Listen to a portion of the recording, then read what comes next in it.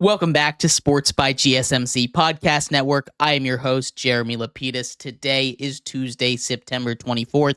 If you are just tuning in, we just finished going over Jayden Daniels' historic night with the Washington Commanders as they get their second straight win, improving to 2-1 on this young season, beating the Cincinnati Bengals on a great Monday Night Football game.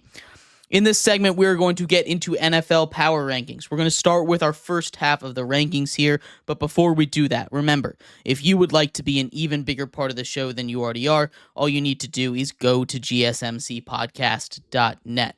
Or if you are on YouTube, you can use that super chat feature. If you do either of those two things, a message should pop up on the bottom of the screen for you, me, and everybody else around the world to see. If you do have a burning question about sports, anything at all that you would like to ask, go ahead and throw that in the comments. Throw it in the chat. I will get to it as soon as I possibly can.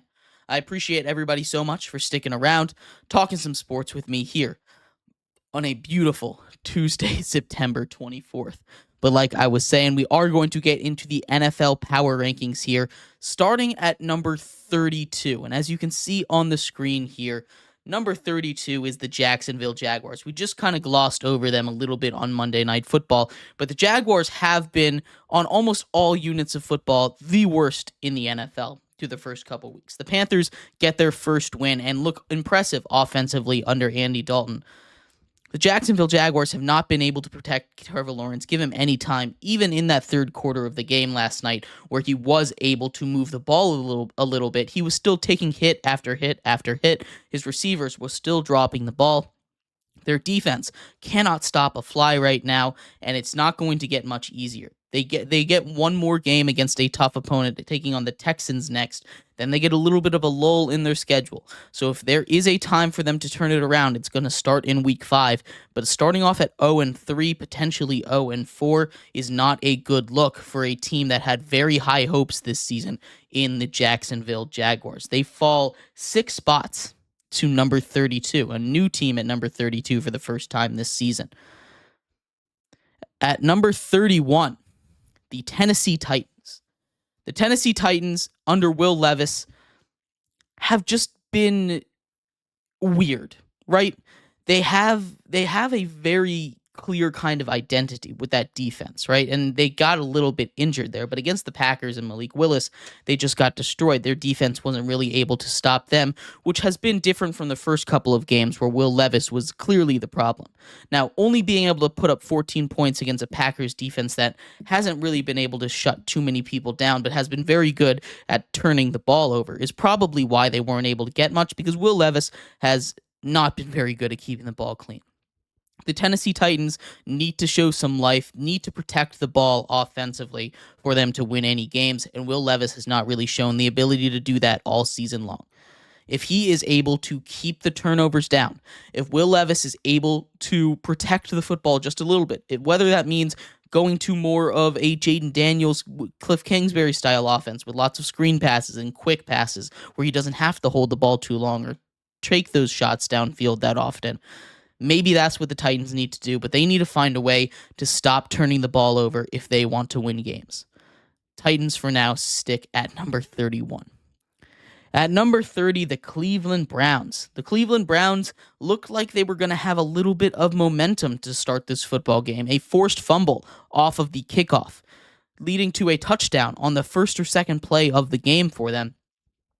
After that, just about nothing. Deshaun Watson cannot move the ball. That offensive line gives up 8 sacks to a Giants defensive line that, while it is star-studded as far as names go, hasn't really been able to produce that kind of numbers all season long. We finally saw Brian Burns, Kayvon Thibodeau, Dexter Lawrence combination be that deadly force that at least I thought it was going to be this season. The Cleveland Browns offense needs to switch to Jameis Winston. Jameis Winston is a guy that does turn the ball over, and I know I just finished talking about that with Will Levis. But that Browns defense, what they'll be able to do to protect Jameis Winston when he does inevitably turn the ball over a little bit, with his ability to stretch the field and be accurate with a guy like Amari Cooper, we saw something like that when Joe Flacco came in last season for the Cleveland Browns. Jameis Winston can do exactly what Flacco did, and he has a little bit more mobility. I think I think Jameis Winston would instantly cure a lot of the issues with this team, but the Browns don't seem to be interested in putting him in at all. Until then, the Cleveland Browns stick at 30. At 29, the New York Giants, or should I say Malik Neighbors.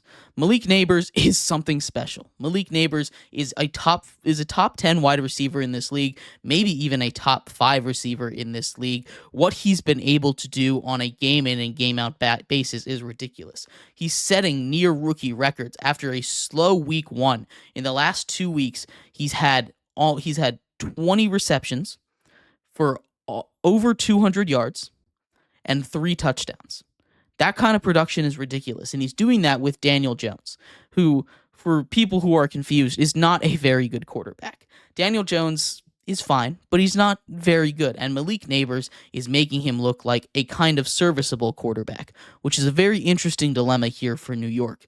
But as long as Malik Neighbors keeps doing his thing, as long as that defensive line can continue to get pressure so the secondary doesn't have to do too much, this is a Giants team that could pull out a couple of wins against some solid teams. They get a big one against the Browns. They almost choke it away there at the end, but they get a big win against the Browns to improve to 1-2, rise a couple of spots to number 29. At 28, we have those Carolina Panthers. Andy Dalton comes in and immediately makes this team look like a team that's offense could work. Bryce Young might have been the problem. Now, I'm not going to overreact and too much to it because, first of all, they played the Raiders. The Raiders are not a very good football team. Their head coach, Antonio Pierce, was saying some of their players weren't even trying in the end. Business decisions were being made. They weren't trying to tackle guys. It wasn't the greatest defensive showing for the Raiders. It wasn't the greatest offensive showing for the Raiders. But Andy Dalton looked really good in that offense, and that's really exciting to see for the Panthers. The Panthers hadn't been able to break that 10-point mark in the first 2 games of the season. He goes for 300 yards and 3 touchdowns. I think that's part of the quarterback cycle where you don't have a lot of tape on this guy in an offense. He's going to go off for a couple weeks before returning back to earth, but we'll see what happens. The Carolina Panthers rise up 4 spots from 32 to number 28. At 27, we have the Denver Broncos. Bo Nix and the Denver Broncos also get their first win. Bo Nix is the only of the starting rookie quarterbacks yet to throw for a touchdown after both Jayden Daniels and Caleb Williams threw for a pair in this week's games. But the Denver Broncos still, regardless, get a massive win over the Tampa Bay Buccaneers. A Tampa Bay Buccaneers team that was rolling high after starting 2-0 on the year. They go into Denver, and Denver just dismantles them. That defense couldn't really stop them, regardless of how much they were unable to run the ball. We finally saw Bo Nix push the ball downfield. Similar to Jayden Daniels, we saw him push the ball downfield a little bit, and that offense immediately looked like it had another gear. I want to see another week of that out of the Denver Broncos. I want to see Bo Nix take that next step before I really think this team has any kind of promise. For now, the Denver Broncos are going to settle for another 3-spot rise, going from 30 to 27 in this week's NFL Power Rankings. At 26, the New England Patriots. Patriots lose to the New York Jets in pretty convincing fashion. They go up against a very good defense. We get to see Drake May for the first time. Drake May leads a near touchdown drive. Just runs out of time because they weren't trying to score. He didn't look awful, but still, this is Jacoby Brissett's team, most likely. We'll do a rookie report tomorrow when we break down some of these rookie performances in more depth.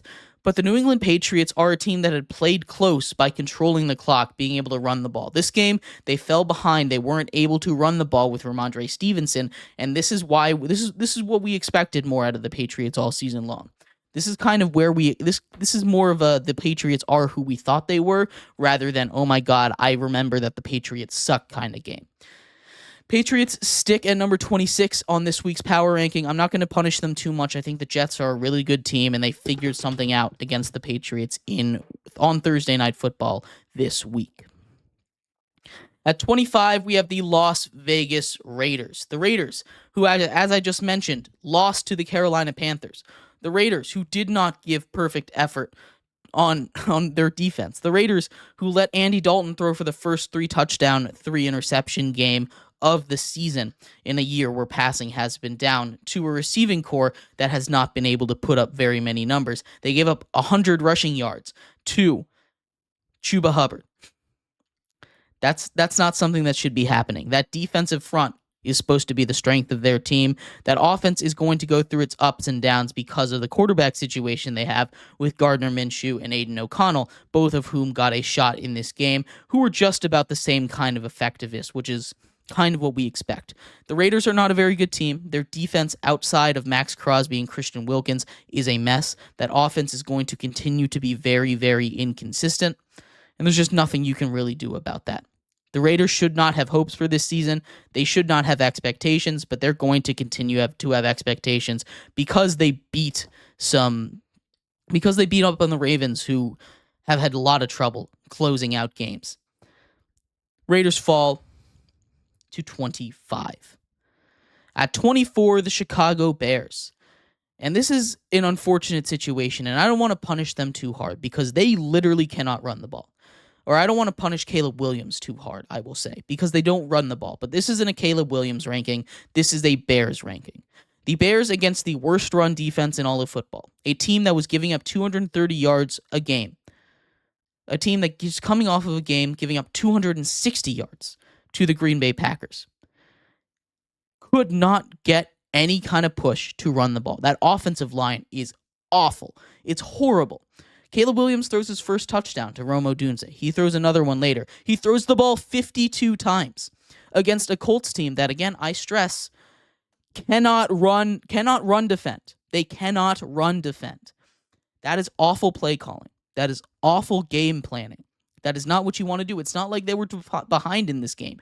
The Colts gave the Bears every opportunity to win this game. Anthony Richardson turned the ball over a whole bunch of times to the Bears, a couple of times in the red zone, stopping them from scoring, and yet the Bears refused to win this game. The Colts were like, Bears, do you want to win this game? And the Bears were like, you know what? No, it's fine. You can have this one. That's what this was. Both of these teams tried to lose the game, and the Bears just did a better job of that. I need to see better out of the Chicago Bears. I really do, because Caleb Williams throwing the ball 52 times is not the answer, especially against a bad run defense team. Chicago Bears are at 24. At 23, we have the Miami Dolphins, a team that cannot move the ball offensively. Only 3 points against the Seattle Seahawks. Skylar Thompson looks awful behind that offensive line that cannot protect anyone. I'm very excited, in theory, to see Snoop Huntley. I hope they get him some game snaps. We saw Tim Boyle play, though. We saw Tim Boyle come in and play real NFL football for the second season in a row, and that is a death sentence. If Tim Boyle is starting a football game for your team, if Tim Boyle is the quarterback for your football team for any kind of meaningful snaps, you're just not looking good. They have the weapons. They did not get them the ball quickly. They did a good job with Devon Achane. They got him the ball quickly in the flat, but you have Tyreek Hill, you have Jalen Waddle. You need to try and get them the ball on these quick screens, on these bubble screens, on these wide receiver screens, or quick slants, or something like that. Something that you can just get a quick concept and get the ball into your playmakers' hands so they can make something happen. Maybe you do an end around to these guys. You need to have something like that going on if you want the Miami Dolphins to succeed without Tua.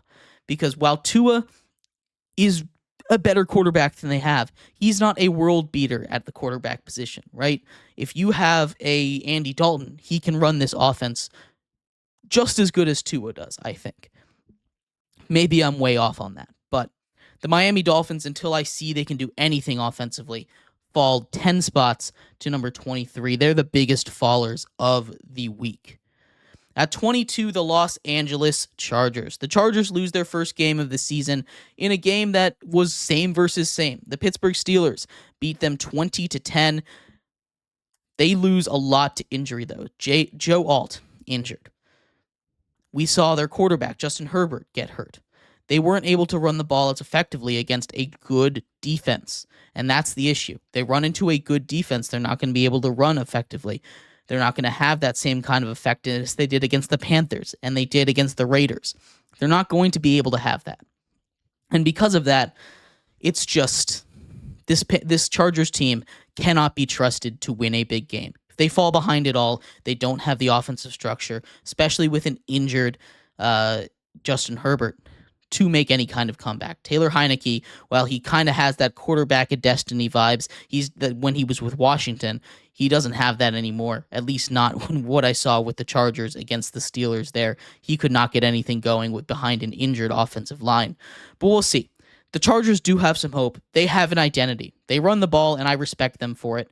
They do what they know they will do best, but it's not good enough this year. Maybe next year they can make something work out of this once they get a couple more guys that can really help Jim Harbaugh's personnel and philosophy. But for now, they're here at 22. At 21, we have those Indianapolis Colts. And as much as I want to believe in this Indianapolis Colts team, as much as I want to believe in Anthony Richardson, as much as I think this run game is awesome with Jonathan Taylor, he continues to be one of the best backs in the league, Anthony Richardson cannot get a completion percentage anywhere higher than 50%. He keeps making bad throws. He keeps missing them, and I see the promise there. Everyone sees the potential, but he's just making too many mistakes, too many boneheaded turnovers right after a really good play, a couple of them in the red zone. You can't make those mistakes if you want to be a good football team. The Colts fall 3 spots to number 21. At number 20, we have the Pittsburgh Steelers. They're a 3-0 team, and I know I have them pretty low here. But Justin Fields and that offense has yet to put up over 20 points. And they haven't really been doing it against elite defenses. They beat the Falcons, they beat the Broncos, they beat the Chargers. None of those defenses scream amazing defense to me. They haven't been able to break that 20-point barrier, though. And when they go up against a competent offense, when they go up against a really good defense, they're going to have some issues. And that's not going to happen for a little while. They have a pretty soft beginning of the schedule. They get the Colts, Cowboys, Raiders, a couple of those teams. The Colts could do things. The Cowboys could do things. The Raiders could do things.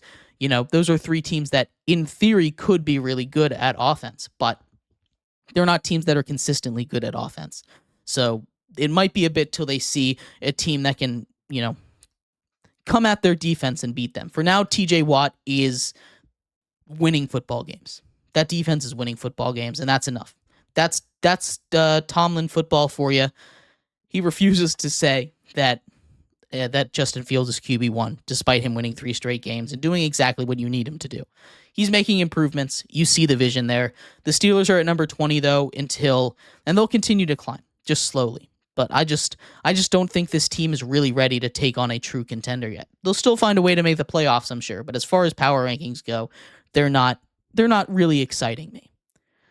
At number 19, we have those Washington Commanders. They make a massive jump, the Washington Commanders do, up 9 spots from last week, all the way into the top 20. Jayden Daniels, with his confidence, his swagger, his completion percentage, his deep balls to Terry McLaurin, they get everything they want to go against the Bengals. And, it's just incredibly impressive to watch. The Commanders are a team that I need to see a little bit more out of before I raise them even higher. But this team has a lot of promise, a lot of potential. Again, we talked about it in the first segment. They haven't punted in 14 drives. They haven't punted in over 2 weeks. That is ridiculous. That is not a normal person stat. That's not a normal team stat. It's very impressive to see from these Washington Commanders, and I can't wait to see what they do next. At 18, we have the Dallas Cowboys. What a fall from grace. The Cowboys' defense has been exposed as one that also cannot stop the run. The Cowboys' defense has been exposed as a not great defense, and the Cowboys' offense, as we talked about, is very one horse. It's very much just CeeDee Lamb. If they fall behind, they don't have a run game. If they fall behind and you start to double cover CeeDee Lamb, they don't really have that go-to second option. Sure, Brandon Cooks can get open from time to time. Sure, they have a couple of other options there, but it's nothing that's screaming to you as this is the guy that we can rely on other than CeeDee Lamb to make a big play. And it's not good. The Cowboys are going to keep on getting torn apart against quality opponents because if they start to fall behind, they just don't have an answer for you.